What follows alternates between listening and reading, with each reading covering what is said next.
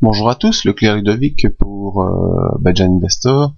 Alors avant de commencer la vidéo, je vous rappelle la prochain événement qu'on fera à Namur, une petite conférence à l'occasion de la première année d'anniversaire de la zone membre, qui sera gérer vos investissements par l'analyse technique.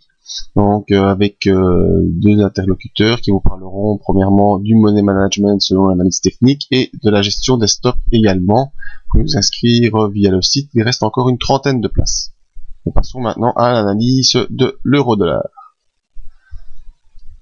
Alors, notre euro-dollar, la semaine dernière, nous l'avions laissé sur cette hausse ici, qui restait sous 1,3276, et j'avais envisagé la possibilité de formation d'une épaule, tête-épaule, qui était, semble-t-il, clairement dessinée ici.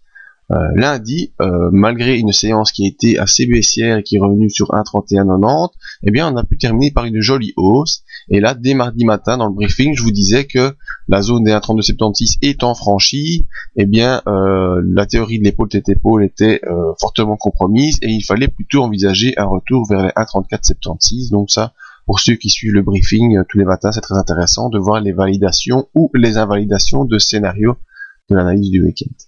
Faisons un petit zoom. Donc on voit clairement cette séance de lundi qui a été baissière jusqu'à 1,3191, qui a refranchi la zone des 1,3276 pour clôturer à 1,3355, 50, 60, 1,3360. Et ensuite, mardi, mercredi, jeudi, avec des séances, vous voyez, fortement volatiles, on est revenu tester déjà par deux fois cette zone des 1,3276, qui est la zone support actuelle, donc je pourrais la mettre en vert. Et depuis, eh bien, on repart maintenant plutôt en dynamique haussière. Et je vous disais donc dans le briefing que suite à ce franchissement, eh bien, c'est clairement une impulsion haussière. On voit ici, on fait un plus haut que le plus haut précédent. Donc ça nous donne une belle flèche noire. Ensuite, on vient tester le support en pullback. Et prochaine étape, c'est la résistance suivante des 1,3376. 1,3476, pardon. Voyons nos indicateurs. Le MACD est bel et bien en croisement haussier au-dessus de son signal. Il était déjà en début de croisement haussier la semaine dernière. Il fallait confirmation, c'est chose faite.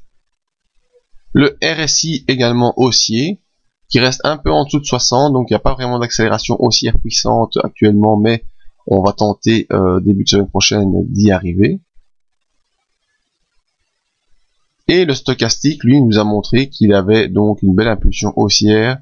Et actuellement, attention, car nous sommes revenus sous le signal du stochastique, signal qui tend maintenant à s'abaisser, étant donné qu'on est dans la zone de surachat, mais il n'y a pas encore de renversement très marqué qui se montre, donc le stochastique n'est pas inquiétant.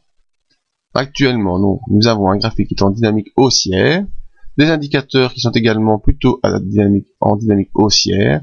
Le scénario à envisager pour la semaine prochaine est plutôt un retour vers les 1,3476 en tenant toujours à l'œil cette zone de 1,3276 qui est une zone de support très important, car si elle est enfoncée, on pourrait probablement revenir tester les moyennes mobiles ici aux alentours des 1,32 ainsi que le support hebdomadaire à 1,3190.